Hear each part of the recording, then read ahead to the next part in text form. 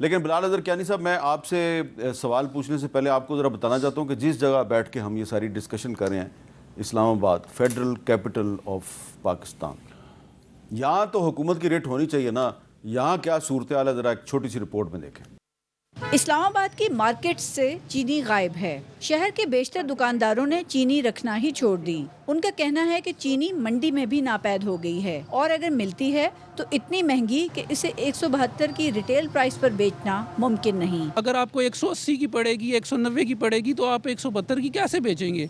लेकिन इसके बावजूद बात यह है कि चीनी हमें चीनी नहीं मिल रही। डंडे के जोर पे दुकानदार को कहा जा रहा है कि वो चीनी 172 रुपए से ऊपर नहीं बेचेगा। अंधा कानून है कि पंजाब में मिले हैं, रहीम यार खान में मिले हैं, वहाँ चीनी आपने 173 रुपए की बेचनी है, इस्लामाबाद में 172 रुपए की बेचनी है। हुकाम का दावा है कि मुल्क में चीनी के 19 लाख टन ज़खायर मौजूद हैं, लेकिन आवाम के लिए 1 किलो चीनी का हुसूल इंतहाई मुश्किल। डिमांड के मुकाबले में सप्लाई न होने के बराबर है। पहले जो रेट था वो तकरीबन 120-130 और अब तकरीबन वो 250 तक चली गई है और ऊपर से लो वो मिल ही नहीं रही। एक दो मार्केट से पता किया है, नहीं है उनके पास। जिनके पास है वो बोलते हैं हम आपको ब्लैक में दे सकते हैं 250 या 270 में। वजारत सनत के मुताबिक मुल्क में नवंबर तक चीनी के ज़खायर मौजूद हैं। ताहम FBR शुगर मिल्स को पाबंद कर रहा है कि सिर्फ रजिस्टर्ड होलसेलर्स को चीनी दी जाए। कैमरामैन मोहम्मद यूसुफ के साथ राशिदा शोएब, कैपिटल टॉक, इस्लामाबाद। जी, ये थी रिपोर्ट। तो बिलाल अज़हर कियानी साहब, अगर इस्लामाबाद में ये सूरत हाल है तो सोचें फिर बाकी पाकिस्तान में क्या सूरत हाल होगी। जी देखिए आमिर मीर साहब, इसमें तो फिर यकीनन ज़ख़ीरा अंदोज़ी का भी एक अमल है, उसके ख़िलाफ़ भी एक्शन लेना, ये आप सही कह रहे हैं, वफाकी हुकूमत, हुकूमती रेलिवेंट इदारों का काम है। मगर मैं मीर साहब और जो अभी हमारे किसान भाई बात कर रहे थे, मैं समझता हूँ कि उनकी तजावीज़ जो हैं वो दे केम फ्राम अ सिंसेयर, मतलब कि उनकी और हम दीगर रोज़ाना यहाँ पे हुकूमत में होते हैं तो कोशिश होती है कि दायरा खोलें, लोगों से मुशावरत करें, कुछ सीखने को मिलता है, बेहतर पॉलिसी बनती है।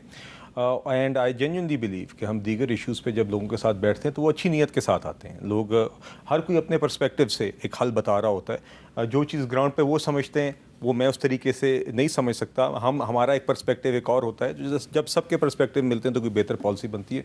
मेरी प्राइम मिनिस्टर साहब ने जो टीम इस काम के लिए बैठाई है वो सारे सॉल्यूशंस को देख रही है। मेरी ज़ाती राय अभी भी यही है कि अगर आप हुकूमती अथॉरिटी कोई नई काम कर देंगे तो फिर भी कल जब उसमें कोई मसले मसाइल आएंगे तो वो बोझ हुकूमत पर ही आएगा और वो इंडिपेंडेंट भी नहीं होगा। मेरी ज़ाती राय यही है जी कि हमें इस प्राइस सेटिंग के काम से ही हुकूमत को अपने आप को विड्रॉ करना चाहिए, मगर एक ऐसे ऑर्डरली तरीके से करना चाहिए कि हमारी ओवरऑल जो सेक्टर की सप्लाई है और कीमतें हैं उसके ऊपर भी एक निज़ाम ऐसा बने कि उसमें सेफ गार्ड्स भी मौजूद हों, ताकि हमारी बिलअमूम जो ज़्यादा आवाम है, लोअर इनकम क्लास है, वो सफ़र भी ना करें। दीगर और फूड आइटम्स के अंदर भी आपने देखा डीरेगुलेटेड मार्केट है जिसमें हुकूमत प्राइस सेटिंग नहीं करती, तो मेरा ख्याल है कोई वजह नहीं है कि शुगर में भी ये काम ना हो। तो मेरे ख्याल से सबकी मशावरत के साथ ही बेहतर आगे पॉलिसी मरतब की जाएगी। मगर मेरा ख्याल, मेरी ज़ाती राय है कि जो मौजूदा अभी सिस्टम है, दिस हैज़ टू चेंज, ताकि इस तरह के इल्ज़ामात भी ना आए, इस तरह के इशूज़ भी ना बने। पंचौदा साहब, आपका क्या ख्याल है? आप ख़ुद भी काश्तकार हैं कि क्या ये हुकूमत को ये प्राइस कंट्रोल के काम से निकल जाना चाहिए, जबकि खालिद खोखर साहब कह रहे हैं कि आपको एक प्राइस कमीशन बनाना चाहिए? देखिए, खालिद खोखर साहब ठीक कह रहे हैं, इंडिपेंडेंट लोगों के ऊपर प्राइस कमीशन बनना चाहिए और हुकूमत को बिल्कुल निकलना चाहिए। उसकी रीज़न यही है कि जो हुकूमत के अंदर बैठे हुए लोग हैं वो उनके अपने कारोबार ही हैं, तो जब आपका इंटरेस्ट आ जाता है तो फिर आपने अपने कारोबार के लिए कुछ भी करना होता है और ये आपके सामने ही है। अब अगर 193 की किलो चीनी जो है वो अगर दुकानदार ख़रीदेगा यानी पीछे से, तो फिर वो कैसे आपको आप कह सकते हैं कि वो 172 की देगा या 173 की देगा। मैं पिछले हफ्ते मैंने कहा कि मैं एक शो में चीनी लेकर जानी है और मैंने अपने ड्राइवर को भेजा, मैंने कहा यार जाकर चीनी लेकर आओ। वो उस प्लाजे के ऊपर शॉप के ऊपर गया तो वहाँ उन्होंने कहा जी कि 3 किलो चीनी आपको मिल सकती है, 1 किलो नहीं मिल सकती। मैंने कहा जी क्यों, ये ऐसा क्यों? उन्होंने कहा कि 3 किलो लेंगे, साथ आपको बाकी जो सामान है वो भी ख़रीदना पड़ेगा ताकि वो जो प्राइस एडजस्टमेंट है वो उसके अंदर शामिल हो जाए। अब अगर किसान के ये आप लगा लें तो किसान के साथ ये अलग से जुल्म है, आम आवाम के साथ अलग से जुल्म है, लेकिन पैसा किसकी जेब में जा रहा है? जो कभी बाहर भिजवा रहे हैं, कभी मंगवा रहे हैं और एक शॉर्ट भी खुद बना रहे हैं कि अब शॉर्ट हो गया जी, उसके अंदर पैसा कमा रहे हैं, और फिर जब गन्ना खरीदना है उस वक्त आप बना रहे हैं, और फिर जब दोबारा अगला सीज़न होगा, क्योंकि इन्होंने पिछले दिनों एक एग्रीमेंट किया है जिसके तहत इन्होंने ये किया है कि अब 7 लाख टन से ऊपर जो पैदावार होगी गन्ने की, चीनी की, उसको आप एक्सपोर्ट कर सकते हैं। ये अब मालकान, ये जो मिल्स मालकान है और हुकूमत के दरमियान मुआहदा तय पाया, और ये भी एक मिली भगत है ना, क्योंकि सबसे ज़्यादा मिलें, अगर आप रिकॉर्ड उठा के देख लें तो उसमें सबसे टॉप के ऊपर आपको मिले इनकी नज़र आएंगी, जिनका मैंने आपके सामने जिक्र अच्छा, किया। मिल मालकान जो हैं ये हर दौर में ही बड़े मजबूत रहते हैं। हालांकि परवेज़ मुशर्रफ साहब जो हैं माजी करीब के सबसे मजबूत हुक्मरान थे, वो भी जो है सरेंडर कर गए थे। खालिद खोखर साहब, ये मिल मालकान जो हैं, शुगर मिल मालकान या शुगर माफिया जो भी है, इसकी ब्लैकमेलिंग से निकलने का एक और तरीका ये नहीं है? मैं आपकी राय जानना चाहता हूँ, आप भी इस ब्लैकमेलिंग से निकल जाएंगे कि आप समेत तमाम अवाम जो हैं वो ये चीनी का इस्तेमाल ही बंद कर दें, इसका बायकाट कर दें, इसका तो फ़ायदा कोई नहीं है। आप शक्कर या गुड़ भी तो इस्तेमाल कर सकते हैं जो आपकी सेहत के लिए भी अच्छी है।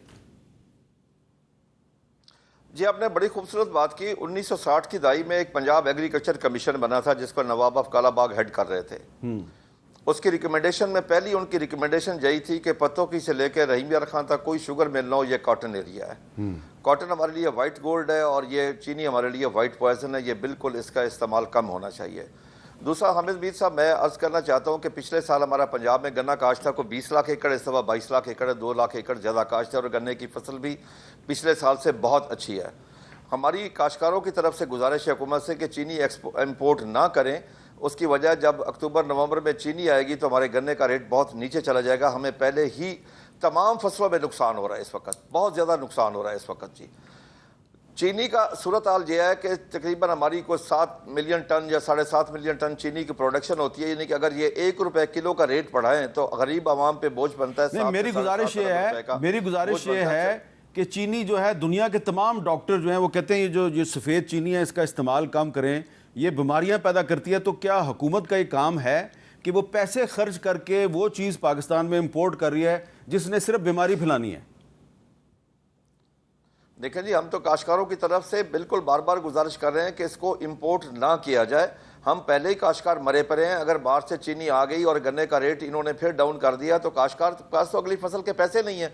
यही तो वजह है कि बैलेंस, सर इस बारे में कोई नहीं सोच रहा कि इस वक्त पाकिस्तान में बैलेंस यूज ऑफ फर्टिलाइजर नहीं हो रही, तमाम फसलों की पैदावार में कमी है। बिल्कुल ठीक है। अगर हालिया आप कपास की फसल जो इस वक्त मौके पर खड़ी है, कपास की फसल का बहुत बुरा हाल हो चुका है क्योंकि काश्तकार के पास पैसे नहीं है कि वो पेस्टिसाइड का स्प्रे करे, वो फर्टिलाइजर डाले। बिल्कुल ठीक। हालांकि इस दफा एग्रीकल्चर डिपार्टमेंट पंजाब ने बड़ी मेहनत करके अर्ली कॉटन को 8-9 लाख एकड़ काश्त करवा ली। बहुत मेहनत की गई है। आखिरकार आपने भी पंजाब गवर्नमेंट की कुछ तो तारीफ किया है खोखर साहब, आपने भी आखिरकार पंजाब हुकूमत की तारीफ कर दी है।